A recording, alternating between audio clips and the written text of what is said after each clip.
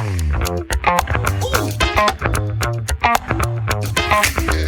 we welcome you back to In the Box with Willie Ramirez, the Professional Hockey Writers Association. Well, call it an initiative, if you will, so I can introduce you to some of our esteemed members. And today, joining me from Minnesota is Michael Russo, the illustrious, I should say, Michael Russo. Mike, thanks for joining us. Thanks. It's always good to be joined by the best dressed sports writer, maybe in the history of sports writing, in you, Willie. I don't think I don't think fans know how you dress for games. You make us look all so badly every time. I don't know. You always come clean with the clean, nice Italian cut, whether it's single breasted. I'm gonna get you into double breasted. You and I, we're gonna bust out some zoot suits maybe one time or some fedoras. We'll have to do it. We'll have to plan it out.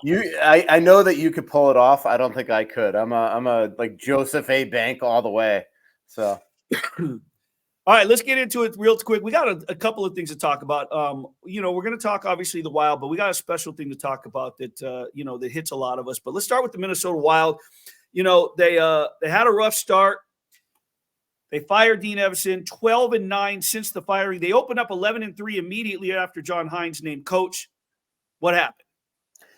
They got absolutely injured, and not that injuries are an excuse at all. I mean, last night they played Dallas. The last two nights they played Dallas without their top goalie, their top defenseman, and they still got smoked these last two games. But the Wild don't have a lot of depth, in large part because of their already dead cap money, where they're paying $14.7 million less than everybody else. So when they get a bunch of injuries, it just really affects them. And right now they're playing without their top two defensemen, their superstar, and their number one goalie. And it is killing them.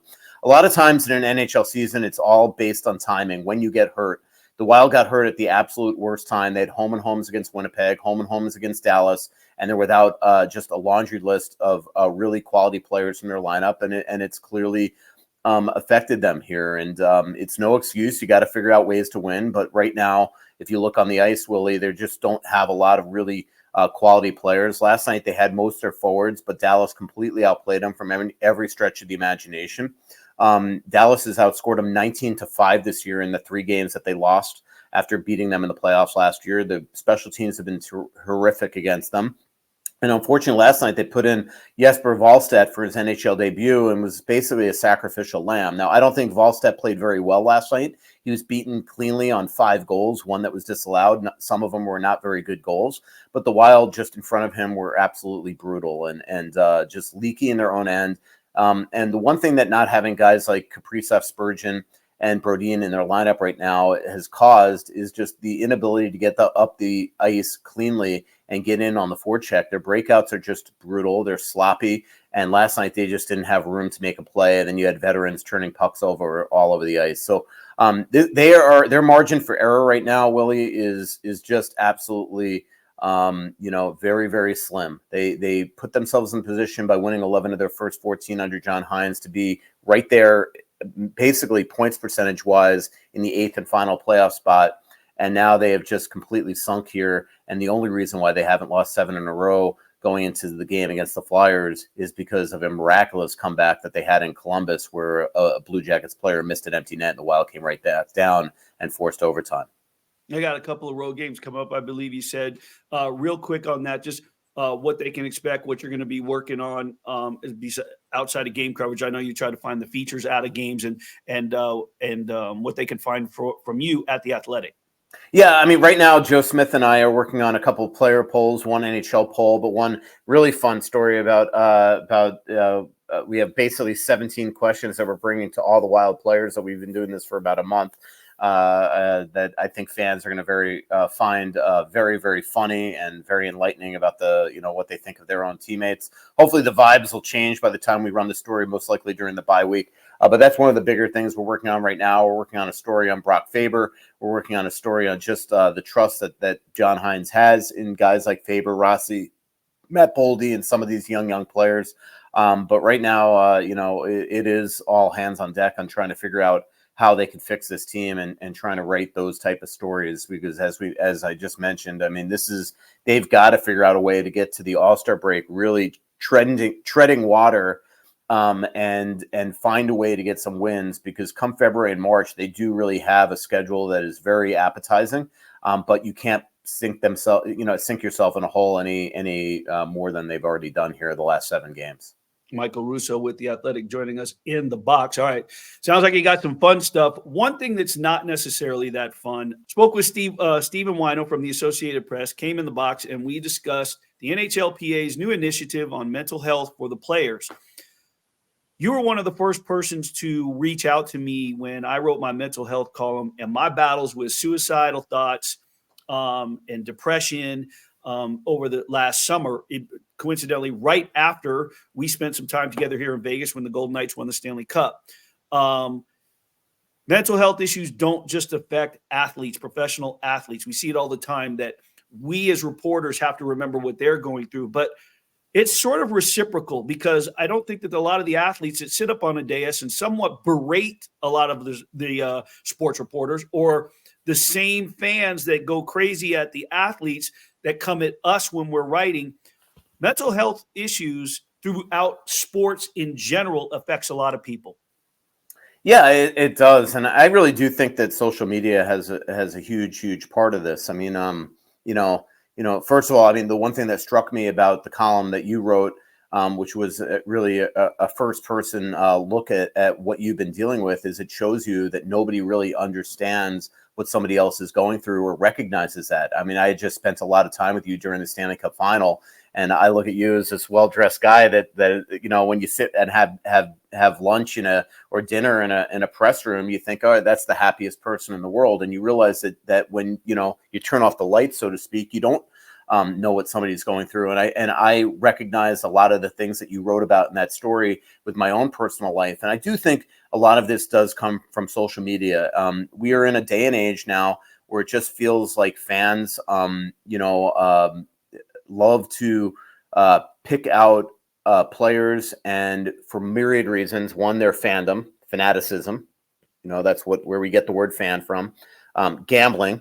They're putting money on games, and also fantasy. They go at players like they're not human beings, and they DM on the most disgusting, vile stuff. The same thing goes with reporters now. I have noticed this the last 5 or 6 years, where if you're playing another team, fan bases choose almost the most popular or well-followed writer from the other team to go at them for 2 reasons. One, fans just have this fallacy that they believe that the writer works for the team. Somebody just said the Dallas Stars own you, buddy, to me, like they own me. I mean, it's just it makes no sense that fans even would think like that. But what that does is now for the rest of the day, I'm thinking about that tweet. And I think that, to get back to my original point here, is I think that fans pick out the most popular beat writer to, one, go at them personally, but they also use that as a mechanism to start fights with the fan base of the other team, because they know that the fans of the other team are following that writer. They're seeing what they're saying to that writer. And now in my timeline, everybody's just absolutely brawling. The things that people say to people on social media without having any knowledge of who they are as a human being, or even having any awareness that they are a human being, they don't understand how that affects that person.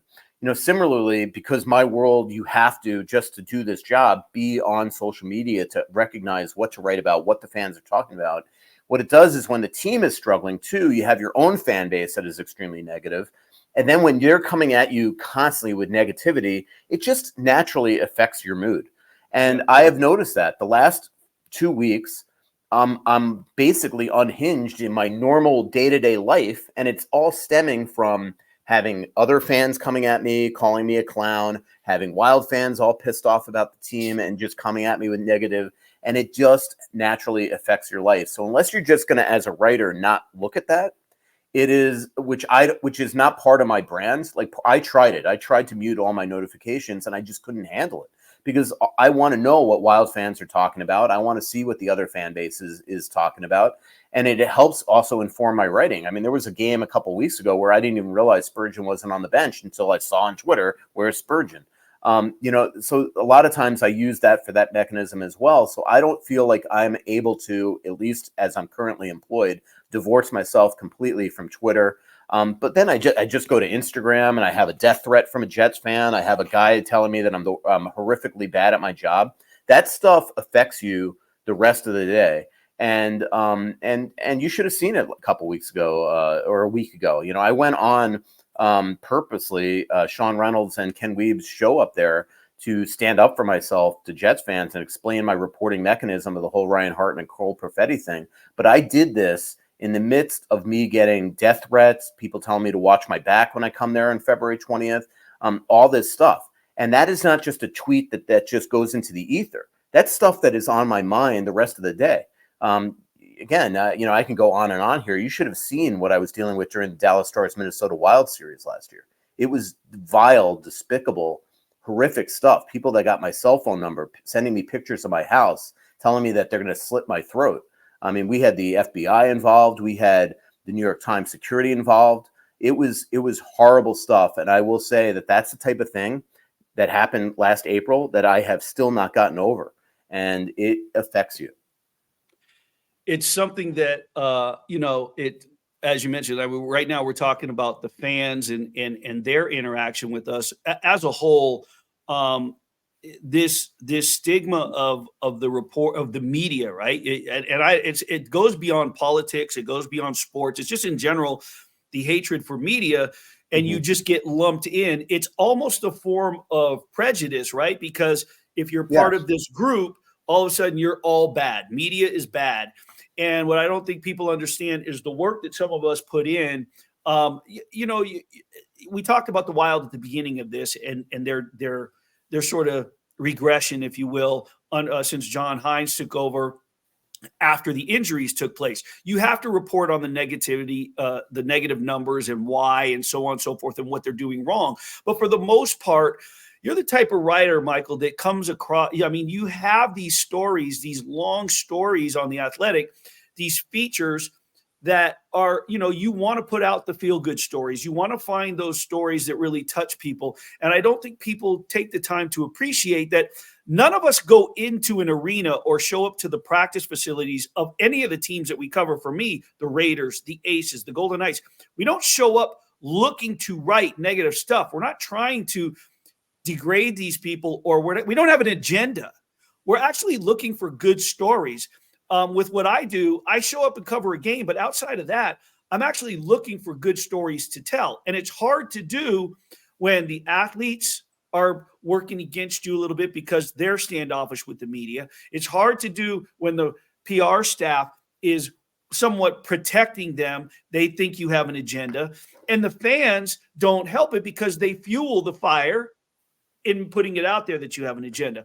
Do you find it hard? Have you found it harder to, I mean, you're a little more established than I am, maybe a lot more in the NHL, in getting approved or getting some stories that you'd like to tell?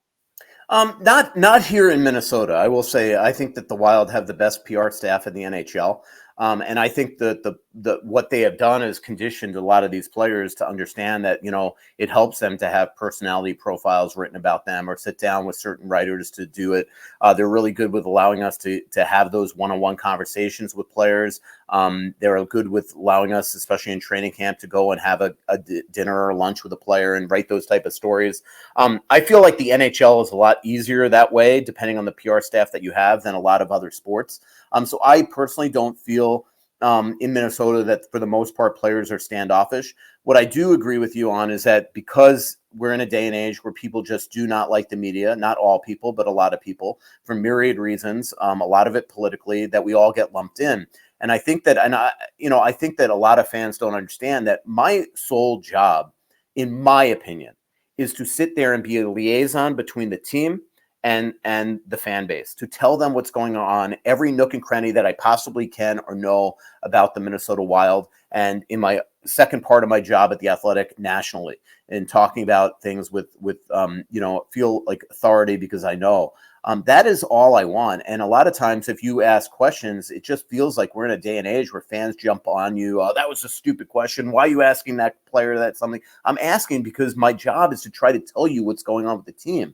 Believe it or not, if we had no media telling you anything that's going on with the team, you would just not enjoy watching a team as much because you don't feel like you know who that player is.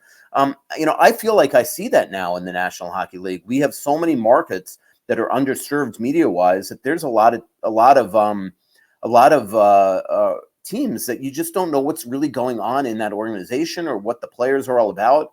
I was watching an interview with a player the other day that I had no idea was in a car wreck on the way to a call up last year in Anaheim.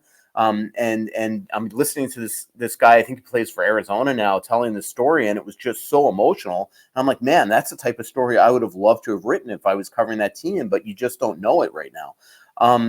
Or it's just not spread around it right now. So, I just think that, all of us, and myself included, because clearly I'm from New York, I'm Italian, I'm my father's son. I lose my temper sometimes on Twitter. I say stupid stuff to people and probably contradict what I'm saying to you about treating with people with respect. But when you're getting it and getting it and getting it and getting it, it's very hard. And I think that is part of it right now. It's that just people look at the media with such disdain and don't understand that, first of all, we're just sports writers trying to, be entertaining and telling people everything that you can about the personal team. And because of that, because you have, especially in my case, I have a brand where I'm definitely more outspoken than the average sports writer. I write a lot about the Minnesota Wild. I think people just look at me and just think, all right, he's biased toward the Wild. Where, by the way, if you read me on an everyday basis or listen to my podcast or listen to me on the radio, you'll know I'm extremely objective when it comes to the team. I don't sit there and try to protect them at all costs. When they are terrible, I write that they're terrible. And that is the job. Matt Boldy a month and a half ago was in a real rut when and he was struggling. And you're right that. And people start to he hates Matt Boldy. He hates Kirill Kaprizov. When the next day when they're playing unbelievable, I'm writing that too. Right. You have to take the good with the bad. And I just think that to get back to your original question, it starts to really weigh on you at times. That's why I tell players all the time, don't read what I write. Don't read the good or the bad. There's no reason to be on social media to keep your direct messages open to allow fans inside your world. You have no idea the type of stuff that Ryan Hartman's wife was having to deal with on social media the last couple of weeks. And the same thing, again, get back to this whole Hartman Perfetti thing. The only thing I did with that story was tell Ryan Hartman's side. Cole Perfetti had a chance to tell his side. Somebody had to give Ryan Hartman a chance to tell his side. If you read the story, it's not slanted. Just because you don't agree with what Ryan Hartman said, because he didn't just cower and say, I did something wrong, that he actually went after Perfetti. That's not me supporting him. That's me giving him a chance to talk, just the way that other writers allowed Perfetti a chance to talk. That is the job. That is the job. It's telling both sides of the story. But yet Jets fans looked at me like I was freaking the worst human being ever because I allowed Ryan Hartman to talk. And I guarantee you the vast majority of those people didn't read the story.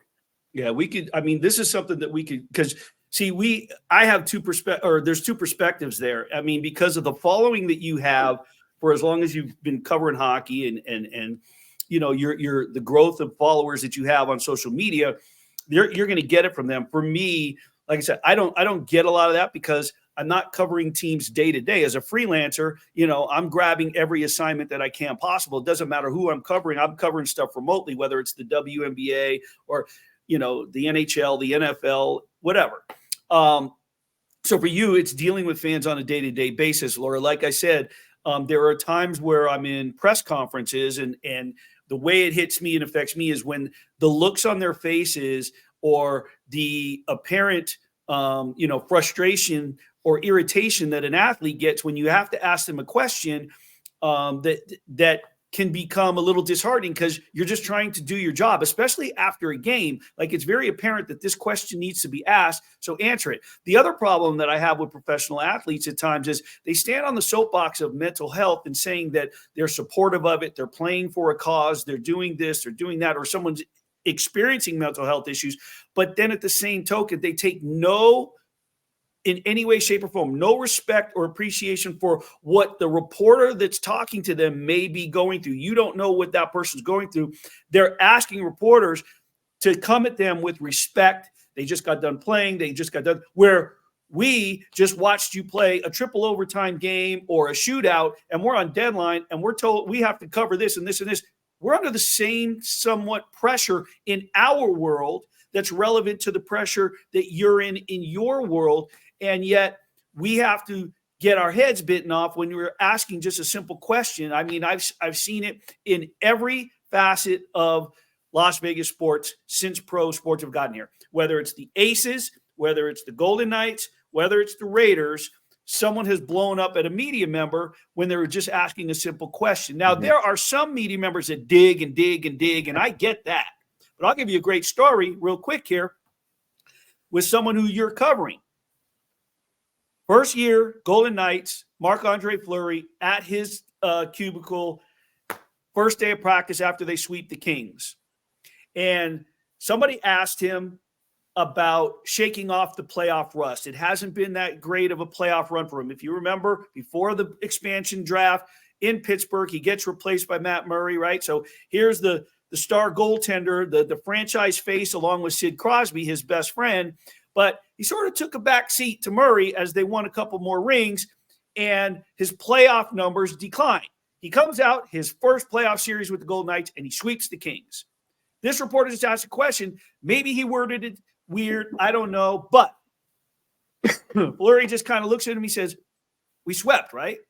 We won, right? We swept. He goes, right. That's what I'm saying. You're playing, it's been a rough run with playoff. And he goes, but we just swept. The communication and maybe how the question was asked. Fleury looks at me, goes, what the F, man? Next question. Who's next? And it was so uncharacter because you know what it's like to cover Marc-Andre. That's so not like him, right? So now we're leaving the locker room at the practice. You've been to the Vegas Golden Knights practice facility. We're walking around that back end by where the Zambonis come out. And Marc-Andre's walking with one of the former PR guys. He had just done a national spot with one of the national broadcasts, the networks that were still covering NHL at the time. And he flags me over. I see him peripheral staring at me, trying to get my attention. And I look, and he comes with that French accent, and that little voice says, he goes, I should apologize. No, that was wrong. No, I knew you were going to say that. And I said, Marc-Andre, I don't think anybody expects that of you. Yeah. It's so uncharacter of you, and that's not you. So I don't think that it's necessary just because it was a miscommunication. The question could have maybe been answered differently. But yes, you're right. That's not that kind of – the guy that you're talking about, he's not that kind of reporter. You took it the wrong way. It's up to you. I go, but here's your chance because he's walking up right now. And by the time I got to the parking lot, that reporter texted me. He goes, hey, man, Fleury came up and apologized. I thought that was pretty cool. And I was like, oh, that's great. I didn't even say that, he came and asked me, so on and so forth. But and you know how great it's been since he's arrived, and so how much fun that guy is to cover. So anyway, there's a perfect example of somebody who caught something wrong, had a reactionary way of going at it, and then turn around and apologize. But I get that all the time. And so from my standpoint as a freelancer, you're barely showing up. There's not a lot of fan interaction. I get it from the athletes, and I find it very, very disturbing, especially when some of these athletes in particular, who I'm not going to call out, but, that have stood up and said, we're playing for mental health, or a friend of mine is going through something, or somebody's friend just committed suicide, or whatever it may be. Yet when it comes to the media, they treat you like dirt. End of story. Yeah. I mean, I have not had, I will say, I obviously there are players that you don't get along with, or, you have some, sometimes some back and forth with. I find the majority of them are pretty respectful. There are going to be times in both of our jobs that it's just going to become tense. If they're in the middle of a long losing streak and you don't ask a question that's completely eloquent, sometimes they are going to get tense with you. There's a lot of pressure on both sides of the aisle here. But I do feel that, especially with Flower, we had we had a situation, same thing, where he had a tough outing about a month ago, and he didn't talk after the game. And the next day I was in the locker room. I didn't think anything of it.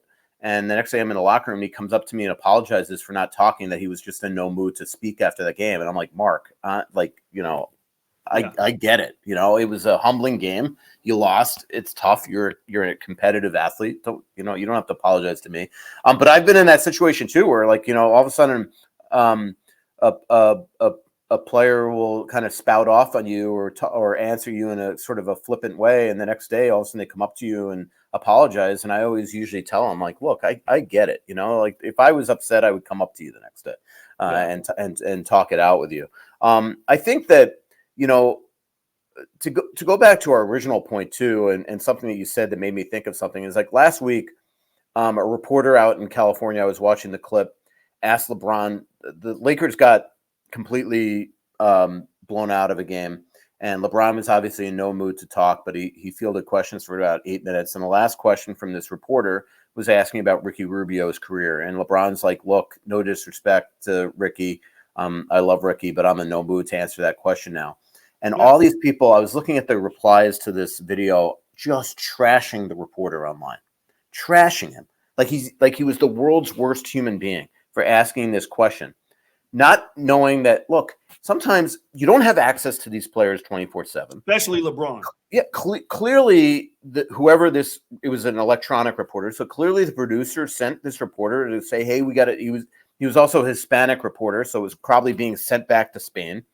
You know, like ask, like, hey, you got to get LeBron's, you know, feelings on Rubio. You can't control that they're going to get their ass kicked that night, and it's going to be the world's worst timing to ask the question. You don't think the reporter waited till the last question because he knew that this was probably not the best time? And everybody's acting like they have no appreciation that this reporter was clearly sent there to ask this question for the fans to hear what LeBron thinks of Rubio. That's why he was sent there. He's not sent there to be an absolute asshole. And again, that's what, like, it just feels like social media now. You have thousands, millions of people that just sit there and wait for stuff to make one controversial things to then throw their 2 cents in on, but then to try to make that person feel like absolute crap. I mean, just look at that Anthony Sanfilippo guy the last couple of days. You know, it's just look at his mentions. You know, it just, and again, I don't know Anthony well. I don't know where this all came from, the whole Kevin Hayes stuff. But like, to me, I'm looking at the mentions there, and it's people saying the most vile stuff. It's just sports, man. It's just sports. Sometimes also when we are, as you know, it used to be if you pissed off an athlete, Willie, you wrote about it in the newspaper and they had to read about it in the newspaper and that was it. Now we got 1,000 ways to piss people off. We got Twitter, we got Facebook, we got Instagram, we got thousands of podcasts, radio interviews, things like this. And sometimes you say something that is not well thought out just because it's spur of the moment coming out of your mouth. It might not be the most eloquent thing. And then boom, all hell breaks loose. And that's the way that I'm at least interpreting this whole fingerprints thing with Kevin Hayes. It just seems like people right now just want to sit there and just say a lot of horrible things. And to your original point, the one thing I will agree with you on is like Tortorella is, I think, and I like John, but I've never had to cover him, thank goodness, because I don't know if I could handle it, my mental health.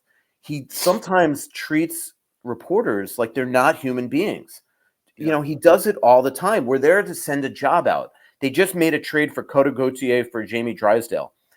2 days ago, they're asking about Cutter Gauthier. He doesn't want to talk about it. Says, I only want to talk about Jamie Drysdale. Yesterday at the morning skate, he says, you know, can we just let the guy play a game? I don't want to talk about Jamie Drysdale. This is before the game. It's like, well, you can't have it both ways. You just told everybody yesterday that you want to just talk about Jamie Drysdale. Then they asking about Jamie Drysdale. You don't want to talk about Jamie Drysdale. Then he goes and annihilates. He knows what he's doing. He annihilates Anthony Sanfilippo just to create the GIF for everybody to just pile on there. And I just think that sometimes, you know, and I know that John Tortorella has a great heart. Everybody that, like, when I talk to him, he's nice. Everybody that knows him says he's actually a very good, decent person. But he goes out there and almost intentionally tries to make reporters feel 2 inches tall. And you think that, now, Anthony, again, I don't know him, but when he talks to a reporter that way after just a normal game, I don't think that is affecting them when they go home to their wife, when they go the next day, when they're just driving to the rink and they're just dreading having to walk into something like this again. That's right. Like everybody says we're in a culture like, oh, you're soft, man up, all this stuff. That is not accurate. We all have brains. We all have emotions. And if every single day, I dealt with it for an entire year, having to cover Paul Fenton, where every day, I've covered this sport now for 29 years. Okay. every day I drove to the arena, I was just regretting it. I was just absolutely dreading the battle that I was going to have to get into for some bullshit reason over nothing. But it was every day. And the one thing there is I'm proud of myself that I didn't relent. And just kept on just doing my job, feeling like I was doing it correct. But every day, Paul Fenton did not care if he was going to make me feel like this. Okay. And if he was any younger reporter, they would be out of the business. But luckily, I was strong enough to deal with it. And that sometimes is the way that I think that Torts deals with reporters. I just wish Torts would show a little more humanity at times with us. We all have to be accountable for what we write. Anthony Sanfilippo said something that went viral. Kevin Hayes reacted to it, feeling that he was being accused of something unfairly and inaccurately. He responded back, but then to Torts to then absolutely do something that you knew was going to cause a major fire. And maybe Sanfilippo doesn't mind. Maybe he loves the attention. I don't know him. But if it were me, if it were me, I'd be really upset that this happened. To that point with Torts, can you imagine? We hear this all the time, right? With a new coach, when a new coach comes in, we'll wrap on this because we've gone way past the 5-minute major. But this is a topic that, as you know, I could talk for days upon, and I'll wait for the return invitation for your podcast because we could definitely talk about old school Las Vegas suits and mental health on your podcast if you like. But we hear it all the time with interim coaches. We just went through this with the Raiders. Josh McDaniels out. Culture changes. Antonio Pierce in. He's a player's coach. The locker room was dim. Nobody had fun. Nobody wanted to show up. It was brutal how he was treating this and the mood and the this and the that. When Bill Laimbeer was a coach, he was a great guy, but he was snippety. He was snarky. I personally think that he was the reason that Kelsey Plum wasn't playing to her best ability in her first year under Becky Hammond. I said personally in my AP story preseason, she would challenge for the MVP. She was third in voting.